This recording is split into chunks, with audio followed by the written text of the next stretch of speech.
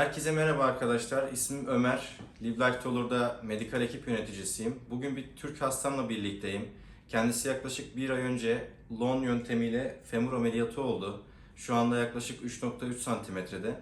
Bugün kendisinin deneyimlerini, burada ne yaşadığını ve genel olarak boy uzatma ameliyatı hakkındaki yorumlarını dinleyeceğiz.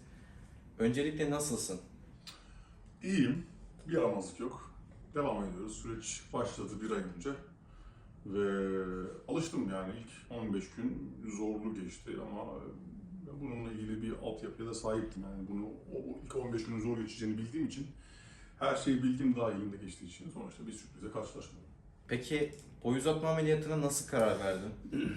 Vallahi ben garip bir şekilde bundan birkaç ay önce yani bir arkadaşla sohbet esnasında ya işte bir 5-6 santim daha uzun olsaydın çok daha farklı olurdu her şey diye bir iltifat mı artık bilmiyorum bir söz almıştım.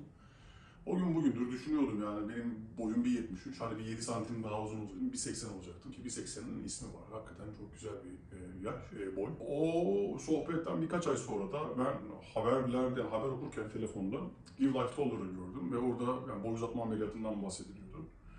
Açıkçası inanamadım böyle bir şey mümkün olabileceğine. Ondan dolayı ilk dikkatimi çekti ve Live Life Tour'un kendi site sayfalarına girdim, Instagram sayfası, YouTube sayfası vesaire. Oradaki videoları izledikten sonra dedim ki ya arkadaş böyle bir şey hakikaten mümkünmüş. Ve bunun mümkün olduğuna ikna olunca görüşmeye karar verdim. Yani evrene ben bir mesaj yollamıştım. Evren de bu mesajıma cevap vermiş oldu.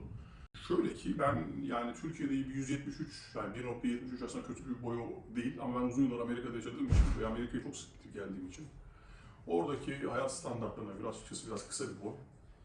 Ya bunların hepsi birleştiğinde yani neden olmasın dedim ve iyi ki de yaptım yani şu an çok mutluyum. Evet. Yani ameliyat kararından önce aslında internette gördünüz ve daha sonrasında görüşmek için gelmiştiniz bize.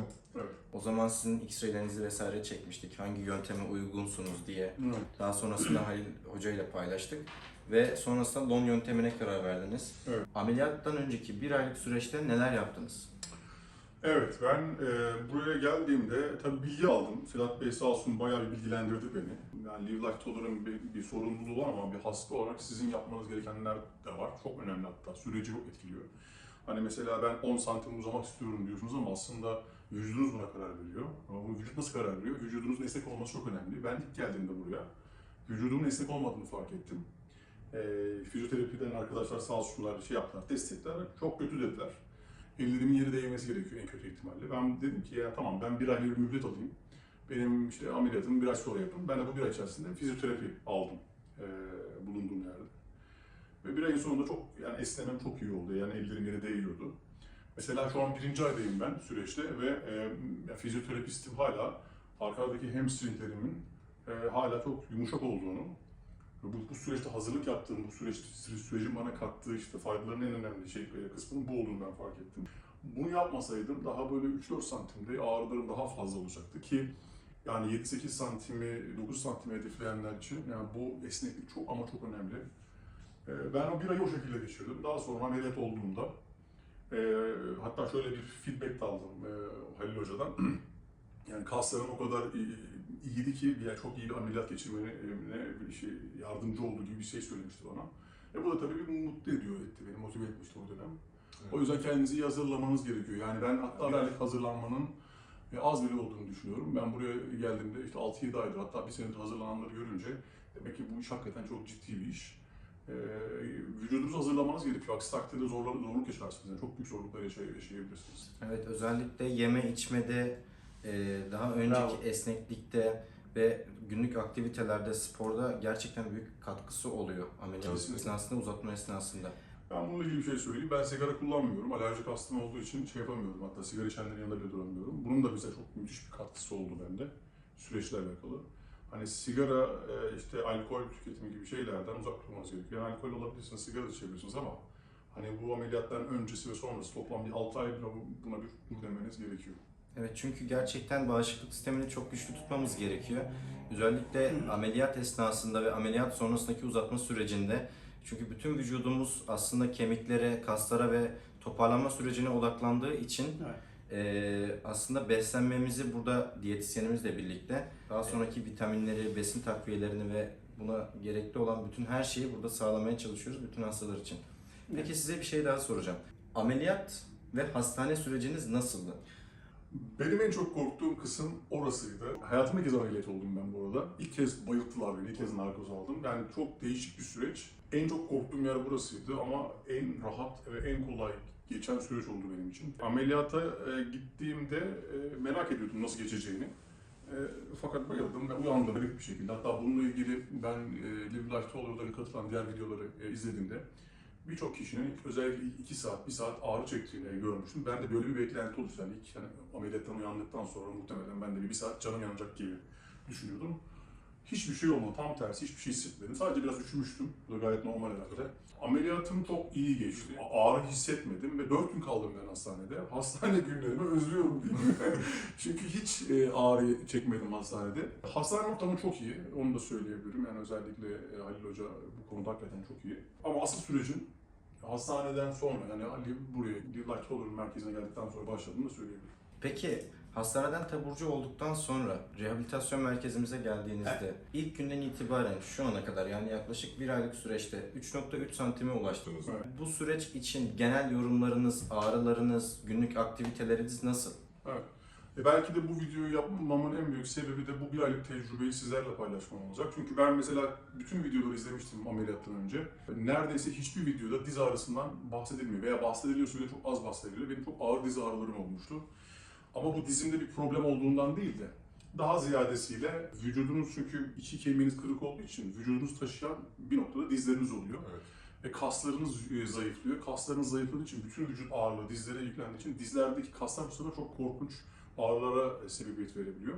Buna hazırlıklı olun. Yani bunu nasıl hazırlanabilirsiniz buna? Bence işte dediğim gibi yine fizyoterapi yapmanız lazım, çalışmanız lazım. Ayak kaslarınız özellikle quadro dediğimiz ön kaslar, ön üst kaslarınızı sağlam tutmanız gerekiyor. Çünkü ne kadar kaslarınız sağlıklıysa, sağlamsa o kadar iyi geçiriyorsunuz bu süreci. İlk hafta çok zor geçti. Yani tuvalete gitmekte ben çok zorlandım. Burada sağ olsun arkadaşlar yardımcı oldular. Belki de benim için en zor kısım o tuvalete gitme süreçleri oldu. Belli bir noktadan sonra artık ağrıyı da düşünmüyorsunuz. Hani o sizi demoralize ediyor. Arkadaşlar ben bu yani ameliyat yapmadan önce özellikle izlediğim videolarda bazen şunu görmüştüm. Psikolojinizin çok iyi olması, çok hazır olmanız gerektiğine dair feedbackler veren videolar var. Ben ne demek istedikleri şu an çok daha iyi anlıyorum. Yani çünkü bu süreç hakikaten yani çelik gibi bir irade istiyor sizden. Hani psikolojik anlamda bununla başa çıkmanız lazım. Yani çünkü sizi rahatsız eden ağrılarınız değil. Mesela ben birkaç gündür uykusuzum. Uyuyamıyorum yani. Ağrım olduğu için de değil. Yani sonuçta 2 bacağınızda fiksatör var. Dönemiyorsunuz.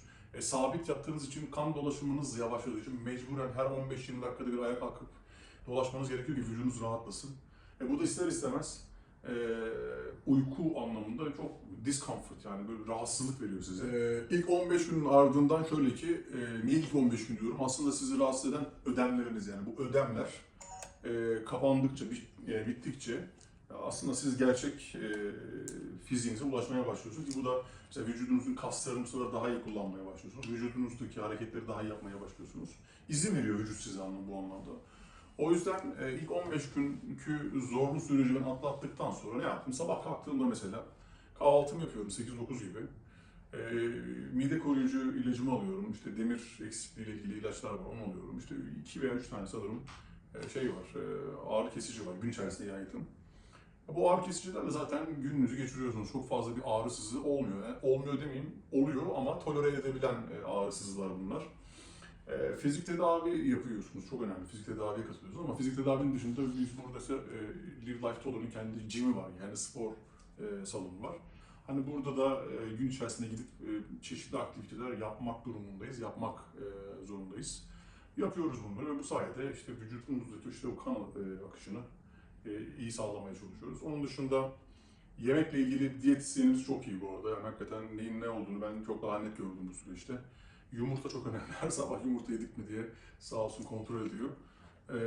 Yani sonuçta 2 tane kemiğiniz kırık ve bu kemiklerin kaynaması, iyileşmesi sürecinde hani yaptığınız spor kadar beslenme de çok önemli. Gerçekten öyle. Zaten spor yapanlar bunu bilir. Hani ne kadar bodybuilding yapsanız da yani diyetiniz kötüyse hiçbir işe yaramıyor yaptığınız şey. Aynı şey bu şey için de geçerli. Yani yediğiniz yemek ve işte egzersizleriniz aynı önem orantısıyla devam etmek durumunda. Arkadaşlar var. Yani burada katılanların çoğu yabancı. Yani Türk arkadaşlarımız da var tabii. İngilizce bildiğim için çok rahat onlarla iletişim halindeyim. Çok güzel geçiyor yani açıkçası bir sorun yok. Peki bu bir aylık rehabilitasyon merkezindeki uzatma sürecinde herhangi bir enfeksiyon ya da inflamasyon yaşadın mı? Özellikle Lyme hastasısın, pinlerinde ya da Halil Hoca'nın kullandığı dikişlerde vesaire. Bu bölgelerde herhangi bir enfeksiyon, inflamasyon, yanma ya da kanama gibi bir şikayetin oldu mu? Şöyle ki yani sonuçta evet yani açık yara olduğu için ister istemez böyle bir risk var. İnflamasyon geçirdim ilk başlarda. Tabii korktum tabii yani enfeksiyon zannettim ama enfeksiyon olmadığını öğrendim. Yani inflamasyon bir tık öncesi oluyor. Yani en başta hiç hissetmediğim bir şey yani onunla ilgili bir yanmadır vesaire yani normalde bunlar oluyor ama bende olmadı veya olduysa bile ben fark etmedim. Sağ olsun işte siz medikal ekip bu konuda gerçekten iyisiniz. Bandaj değişimi sırasında o işte kokusundan anlıyorsunuz bu şekilde veya görüntüsünden. Orada bir küçük bir tedavi yöntemi uygulandı yani sonra temizlendi orası. Aldığım birkaç ilaç oldu ve bir haftaya toparladım. Yani aslında bunun biraz yaygın olduğunu da öğrendim. En başta korkmuştum. Ama inflamasyon geçirebiliyorsunuz.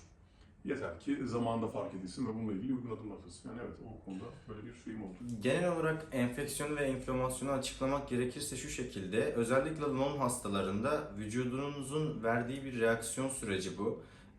Günlük ve haftalık olarak pansuman değişimlerimiz ve günlük ziyaretlerimiz esnasında yaraları, dikişleri, fiksatörü kontrol ediyoruz. Burada ben ve bütün ekibim olarak. Hastamızın da aynı şekilde rutin olarak değiştirdiğimiz pansumanları esnasında ufak bir inflamasyon geçirdiğini fark ettik. Yara etrafına uyguladığımız lokal bir antibiyotikle şu anda başarılı bir şekilde kuruttuk ve herhangi bir sorun kalmadı.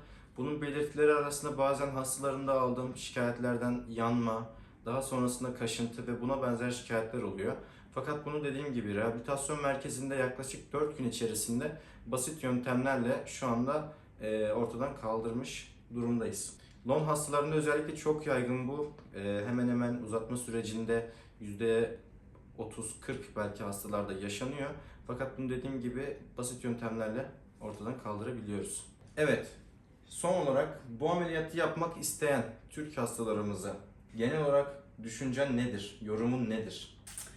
Ben birkaç hastayla tanışmıştım bu süreç içerisinde, Türk hastalar. Yani sakat kalacak mıyım diye soru almıştım mesela. Yani böyle bir şey yok arkadaşlar, sakat kalma durumu yok. Yani çok şükür. Benden önce de görmedim. Şu an benden sonra da muhtemelen olmayacaktır diye düşünüyorum. Bu sürecin bence en önemli şeyi yani hakikaten güçlü bir iradeye sahip olmanız. Yani ağrılardan ziyade işte mesela uykusuz kalabileceğiniz günleriniz olacak. Yani bu sizde sinir bozukluğu yani siniriniz bozulacak, canınız sıkılacak. Bununla başa çıkmanız için güçlü bir iradeniz olması lazım. Bu çok önemli. Eğer kendinizi bu anlamda güçlü hissediyorsanız bu ameliyat yapmanızda hiçbir sakınca yok.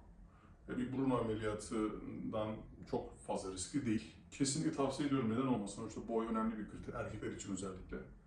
Hani bu anlamda tabii kadınlar için de aynı şey geçerli ama erkekler çok daha farklı. Boyunuzun kısa olduğunu düşünüyorsunuz ve uzatmak istiyorsanız hakikaten daha iyi bir yer ben zannetmiyorum bulabileceklerini. Ama şunu da söyleyeceğim, bu çok önemli. Burası çok güzel bir yer ama bu işi siz yapıyorsunuz. Yani bu iş tamamen sizde bitiyor. Çünkü müthiş bir ekip var burada. İşte operatöründen işte medikal ekibine kadar herkes çok iyi ama süreci siz yaşayacağınız için bu anlamda kendinizi bu sürece mental olarak hazırlamanız lazım.